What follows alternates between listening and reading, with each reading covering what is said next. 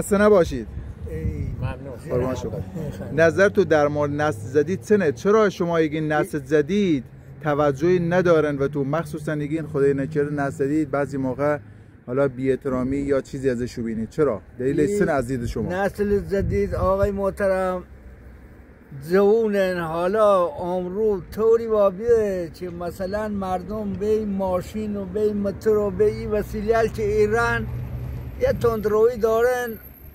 این آدم سند بالا مثلا تخشونی قبول ندارن نگون احترامون نیکن دل موی خود که او جلو و توافق برسن سرانجام بگیرن عاقبت داشته بون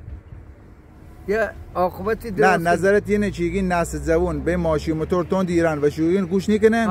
مثلا در این مورد میگم ای خیبه ساعت بره و شهریه ساعت نیم بره تا سالم بی. آفرین. او آقا مثلا شاید یه چیز مزن چه خره ایگه یا با یا نه بگو یا زالشی را یا بس یا ایگو آقای نمازی فرمایید جناب عالی سن در مورد نظر جناب عالی از آن تیپ جوون یه بر پیرمردی ای تو چی دیوار نشستمونه مثلا تیموان درست سلاممون نیکنن محلی بمون نینن سیسه دلیل سنه؟ دلیلش اینه که ایما در پیرمردی مثلا آن نظر نگرشو سلامی تشکیلاتی نیکنن. خب ارزو جان نظر جناب عالی سنه؟ آقا نظر ما اینه که الان ما این بچه که الان که حسن این باتی و رفتار ساکو همین خمو چطوریم از دینمون ایخیمون از نماز از روزه از همه چی بایدی شما هم مثل ما که زحمت کشیمونه تا الان که به این سن رسیمونه نماز روزه مثلا فقیری که بوه که نه دلیل گوش نگیروتن جوونه اینه که نماز روزه در واقع نگیره نماز میخونه ما نسیزی که مثلا نماز بخونین روزه بگیریتون ایگون چه؟ اسلامین ها ایگون مثلا این خونه مثلا ساکو ایگون ساکو خونیمون هم ها یکی مثلا به این راه و دین اسلام بریتون درست هرچی اسلام نه حرف اصلی شما یه بی که ایگوتی نسل جوون یا جورای محلی به ما نینه حرف ما رو گوش نیکنن علت اصلیش به نظرت چنه؟ مثلا بینی مثلا نشستن ساکو ایما مثلا ساکو پیرمردی مثلا تمو یا هر مثلا ساکو ایران ایگون که مثلا اشخاصی خوبه اشخاصی بده پیرمردن شیان ساکو یان تمو ریاب بود مثلا سلام نیکنن بمون جناب عالی الان مثلا من منظور چی داری الان غیر از اینکه مثلا با ما یه خاصیتی ایخی یه اصلی احترامی یه شاد میکنی اختیار داری وظیفمونه در هر صورت باید احترام سرسفید نگه داری حتی عذرخواهی کنم میگم بد هم چه بود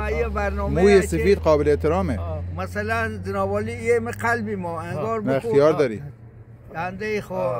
ما و او نصیحت چشمایی در واقع فیلم استوری کنیم سر تا نسل جوان بینه انشالله که احترام سرسفینه داشته بون سرسفیل هم به تا اینم بگم حالا در فیلم ضبط بود بعضی قشر جوان هم دیدگاهشو برینه که سرسفیل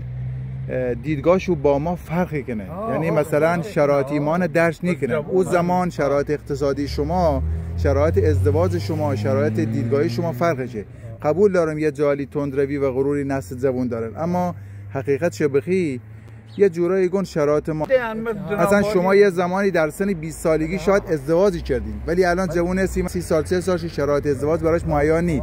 پس دیدگاهش نسبت به ازدواج داره تغییر پیدا کنه یه بودش مثال زم بعضی موقع ببینید جوونال بیکارن یه زمانی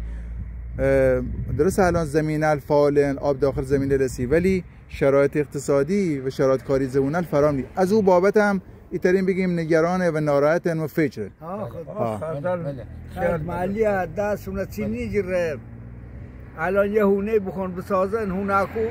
2 میلیارد 3 میلیارد این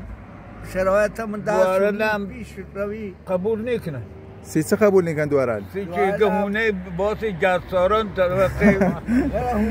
توقعشو بالا هر چه بترین زوجه نه چه کور داشته بوین چه دوار داشته بوین به صلاح و مصلحت بین شوبه یک ارزش داد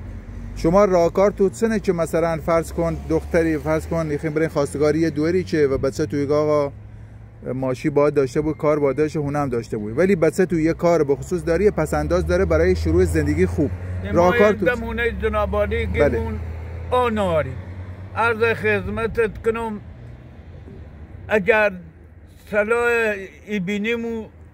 مثلا یه سیناریم ملازمونه کنی خو ایمای تنیم بیندموند ماشین داشته بیم هم میگیم ماشین داریم عرض خدمتت کنم اما هونه نیتنیم من جساران سونم مثلا یعنی توقع خانم علی اینه که هونه و جساران با داشته بود هونه و شهر هونه با شهر هونه با میشه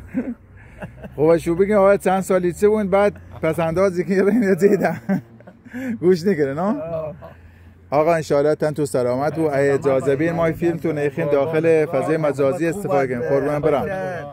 هر صورت خیلی خوشحال بیم از هم صحبتی با تو انشاءالله تن تو سلامت ما این فیلم منتشر کنیم وظیفه جوونله که بر صورت احترام سرسفینه در هر شرایطی داشته باشه دوال عمرو ایگون آقا باتی ماشین داری اگر هونه داری من شهر ماشین داشته به هونه شهر داشته به سر کار هم یه جورایی هم بد نیگون اما برای شروع زندگی ما ازدواج کنیم خب بس آقا اینو وطن نترس آفرین ما الان خیلی جوونه الان منطقه ازی دقیقاً الان طرف 38 سال شه همین دختره نیخواسته واش گفتن آقا هونه زمین نونم داخل جساران فلان شهر و فلان چه داشته بود بنده خدا از سن 25 سالی خواست روسی که الان 38 سال شده یعنی شرایطش طوریه به رات مثلا برنج کاشه رات تماته کاشه رات گندم کاشه تا بتره بینه شرایط اقتصادی هم خودونی چه پیچیده‌ای یه پراید 88 الان 200 میلیونه شرایط متاسفانه پیچیده‌ای ها ولی اگر بترن به سازمان اگر بترن دورال با شرایط بچه شرایط اقتصادی با نگیم الان بچه هیچ نیاشو باشه روسی کنه با حداقل یه پسندازی یه کاری هم داشته بود ولی توقع زیادی هم برای شروع زندگی خوب نیستی آقا خوشحال بیم قربان شما خواهش کنیم خداحافظ